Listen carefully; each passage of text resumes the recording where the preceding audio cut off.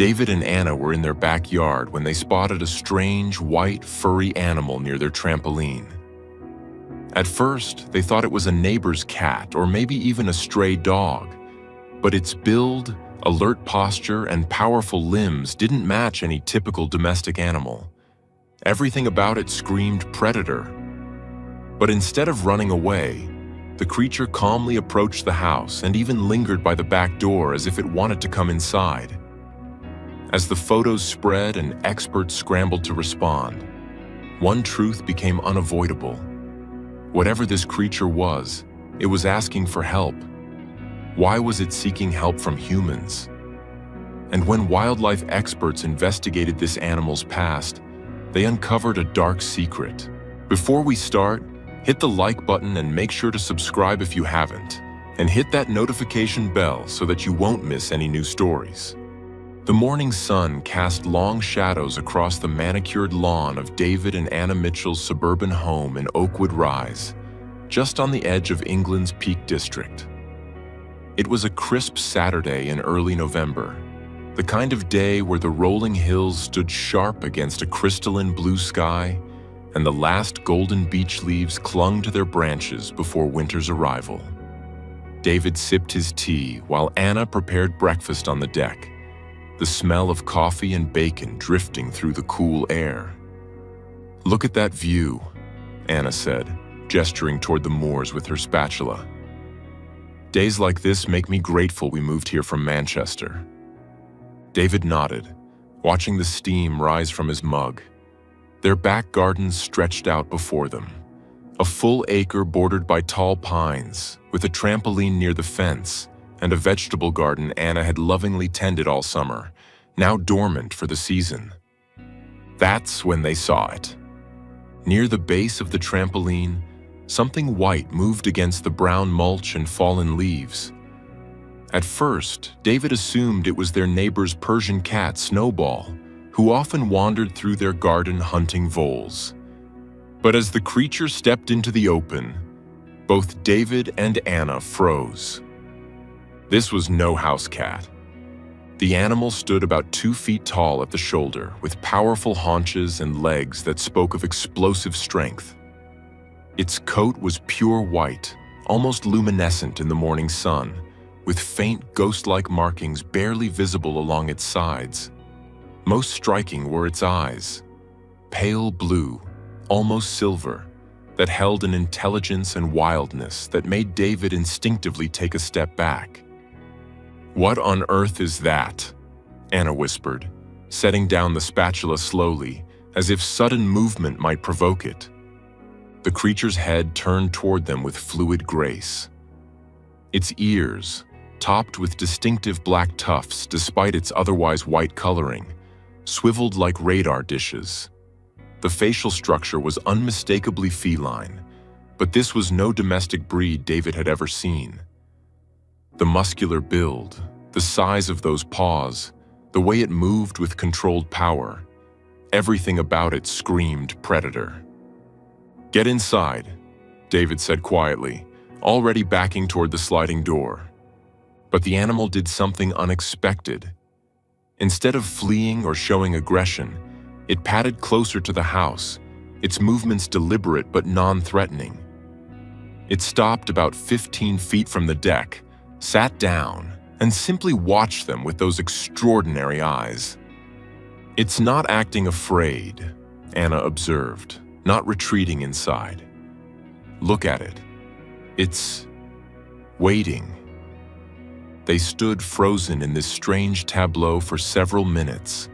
The young couple on their deck, the mysterious white creature in their garden, all beneath the bright November morning. Finally, the animal rose, walked calmly to their back door, and lay down beside it like a dog waiting to be let in. "This isn't normal," David said, pulling out his phone.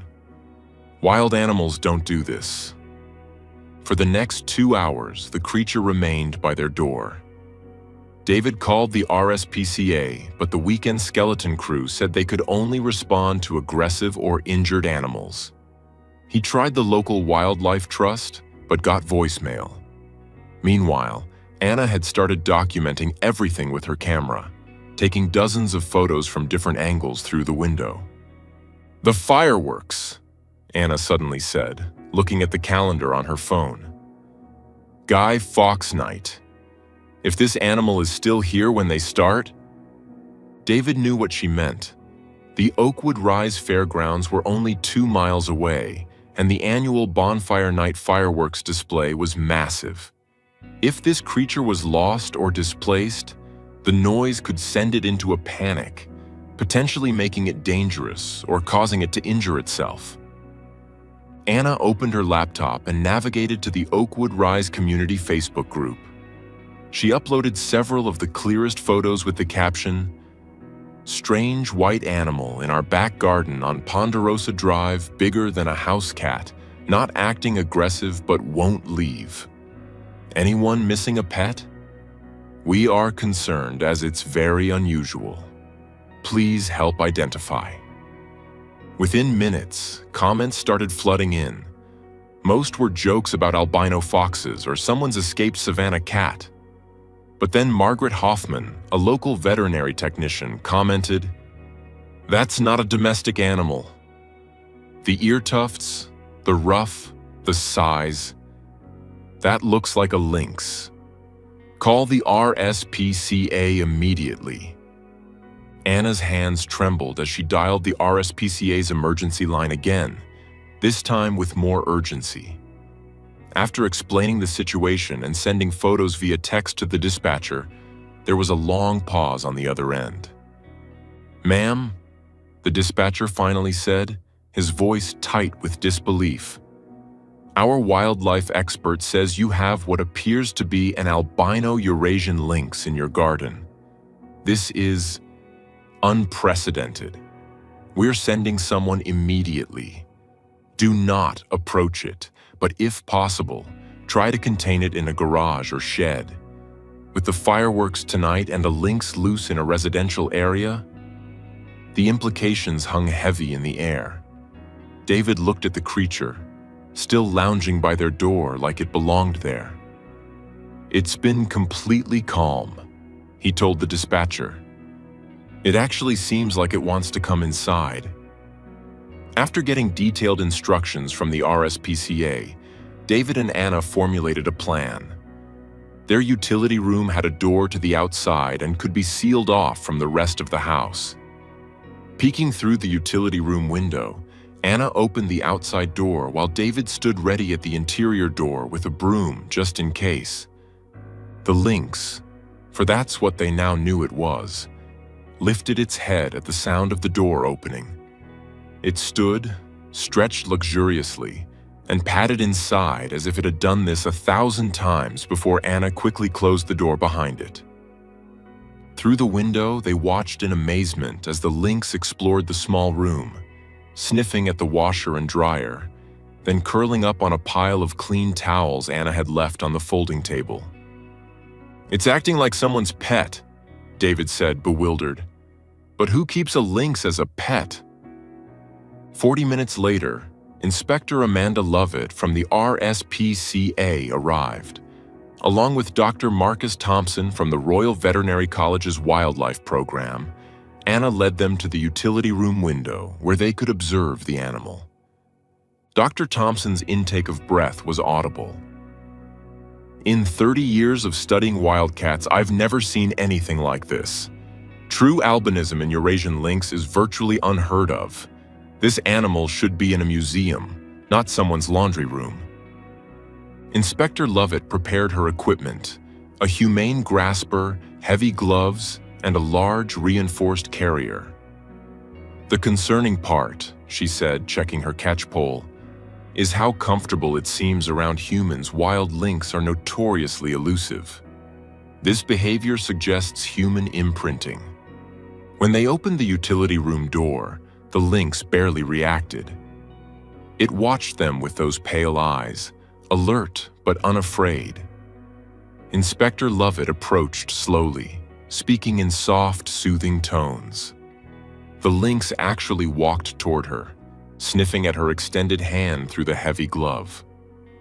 "This is definitely someone's illegal pet," she muttered, skillfully maneuvering the grasper around the animal's body. The lynx didn't fight, didn't hiss, didn't show any of the defensive behaviors expected from a wild animal.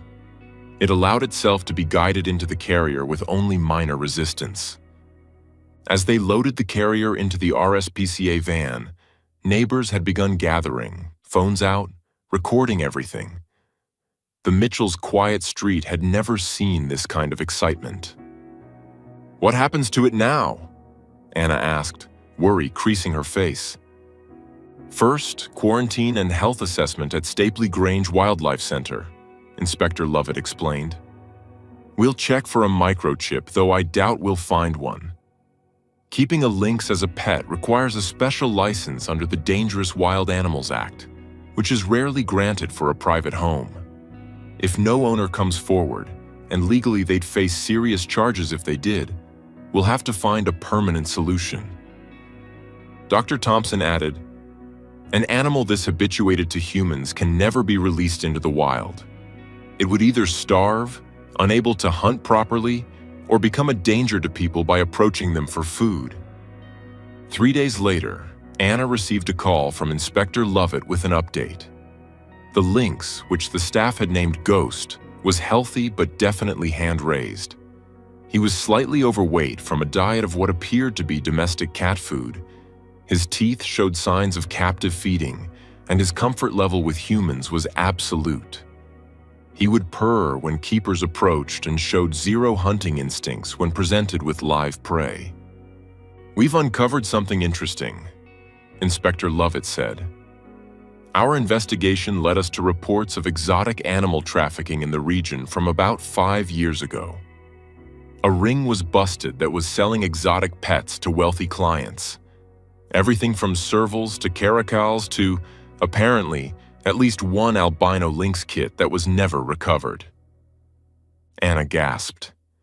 "You mean Ghost was stolen as a baby and sold illegally?" "Most likely. The timing matches. Ghost is approximately 5 years old based on dental examination. Someone probably paid thousands for him as a kitten, kept him hidden all these years, and either released him or he escaped. Given how he came to your door seeking help, I'd guess the latter." The story became more heartbreaking when the full investigation results came in 2 weeks later. Using Ghost's unique albino genetics, wildlife forensic experts traced his likely origins to a wild lynx population in the Carpathian Mountains. 5 years ago, a female lynx with unusual coloring had been found dead near her den, shot by poachers. Her kits were never found, assumed dead. But one white kit, it seemed, had survived, only to be sold into the exotic pet trade. The question of Ghost's immediate future remained. Standard wildlife sanctuaries couldn't take an imprinted lynx that might endanger their rehabilitation programs. Zoos were reluctant to display an animal with such a controversial background. For several weeks, Ghost remained at Stapley Grange, winning over every keeper with his unusual personality, wild enough to maintain his dignity, tame enough to make everyone fall in love with him. The breakthrough came from an unexpected source. Dr. Sarah Martinez, a specialist who ran a sanctuary called Wild Futures Reserve in the Devon countryside, heard about Ghost through professional networks. Her facility specialized in providing permanent homes for wild animals that couldn't be released due to human imprinting or injury. Animals caught between the wild and domestic worlds. "I've worked with several former pet lynx," Dr. Martinez told the Mitchells when she called to update them, having heard they'd been following Ghost's story.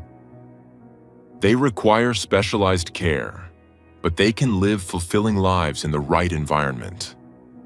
Ghost will have a 2-acre enclosure with climbing structures, a heated den, water features, and most importantly, no pressure to be either wild or tame. He can just be himself." David and Anna drove out to visit Ghost at his new home 3 months after finding him in their garden. Dr. Martinez led them to his enclosure, a massive space enclosed with specialized fencing, filled with pine trees, rock formations, and multiple platforms at various heights. A small stream ran through one corner, and there were several den boxes hidden among artificial cave structures. Ghost was lounging on a high platform in a patch of sun, his white coat brilliant against the dark wood. When he saw them, or perhaps when he saw Dr. Martinez, who brought his afternoon feeding, he descended with liquid grace, approaching the fence with that same calm confidence they remembered. "He's thriving," Dr. Martinez said, offering Ghost chunks of venison through the feeding slot. "He'll never be wild, but he's learning to be a lynx again. He's starting to scent mark, he's playing with enrichment toys, and last week he actually stalked and caught a live rabbit we released in his enclosure, though he then didn't quite know what to do with it." Anna watched Ghost eat, noting how much more muscular he looked, how his coat seemed thicker and healthier. What about his original owners? Were they ever found? Dr. Martinez shook her head. Never came forward. They probably panicked when he escaped, knowing the legal ramifications. Keeping a lynx in a residential area, especially one stolen from the wild as a kit, they'd face serious charges. As they prepared to leave, the lynx paused in his feeding, those remarkable pale eyes focusing on them. For a moment, the wild and domestic seemed to blur. A rescued wild animal, a human family, connected by a strange twist of fate on a bright November morning. "Thank you," Dr. Martinez said suddenly, "for not panicking, for getting him help. So many stories like this end badly. The animal shot as a threat, or dying of starvation, or spending life in a tiny cage. Ghost got lucky the day he chose your garden. Driving home, the hills painted purple by the setting sun, Anna reached over and squeezed David's hand. "Do you think he was happy?" she asked. "Those 5 years as someone's pet?" David considered this. Maybe happy isn't the right word. He survived, but he was living half a life, neither wild nor truly domesticated, like being caught between two worlds and belonging to neither. But now, David glanced at his wife. Now he has a chance to be what he is, not what someone tried to make him. That's all any of us can hope for, isn't it? As they pulled into their driveway, the same garden where their adventure began looked ordinary again. Just a lawn, a trampoline, a quiet suburban home. But the Mitchells knew better. They'd learned that sometimes the extraordinary hides in plain sight, that wild hearts can beat behind the most unexpected doors, and that sometimes being lost is just the first step toward being found. Ghost would live out his days at Wild Futures Reserve, neither pet nor wild, but something in between. A testament to both human cruelty and human compassion. Visitors to the sanctuary would marvel at the white lynx with silver eyes, never knowing the full story of poachers and traffickers, of a frightened couple on a bright November morning, of a wild animal that knocked on a door seeking help and, against all odds, found it. Dr. Martinez would later install a plaque on Ghost's enclosure that read, "Every creature deserves to live as nature intended. When we fail them, the least we can do is give them dignity in their survival." But for the Mitchells, Ghost would always be more than a cautionary tale about wildlife trafficking or exotic pets. He was a reminder that sometimes the most profound encounters come from the most unexpected moments. That compassion can bridge the gap between wild and tame, and that every creature, human or otherwise, is just trying to find their way home. The story of the white lynx who came to breakfast would be told at Oakwood Rise gatherings for years to come, growing in the telling as such stories do. But David and Anna kept the truth of it close to their hearts. The weight of those pale eyes, the trust of a lost creature, and the knowledge that on one bright November morning, they'd been given the chance to make a difference. And they'd taken it. In the end, that made all the difference in the world.